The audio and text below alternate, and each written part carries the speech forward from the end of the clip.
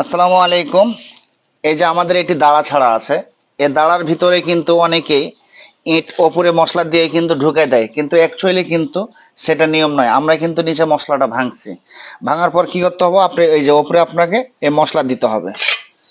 মশলা দেওয়ার পর সুন্দর করে ওই যে ভিতরে যে জয়েন্টটা, এই জয়েন্টটা তো আর দিতে পারবো না আমরা, অতএব আগে আপনি দিয়ে দিবেন। এই এই যে মনে করেন যে আপনার এই যে ঢুকাই দিলেন, তাহলে এই যে আপনার জয়েন্টটা, এই জয়েন্টটা আপনার কিন্তু হয়ে গেল। কিন্তু আসলে আমরা কিন্তু অনেকেই ভুল কাজ করে থাকি। এই কাজগুলোর জন্যই কিন্তু একটা বিল্ডিং এর কিন্তু সমস্যা হয়ে থাকে, এই জায়গাগুলো ফেটে যায়। তো আপনারা সবসময় এই খেয়ালগুলো না আপনারা অবশ্যই করবেন।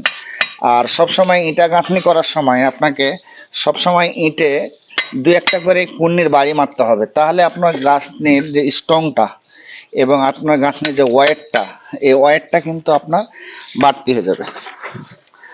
তো আশা করি সকলে বুঝতে পারছেন আমাদের এই ভিডিওর মাধ্যমে। তো আপনারা সকলে ভালো থাকবেন, সুস্থ থাকবেন। সবাইকে জানাই আল্লাহ হাফেজ।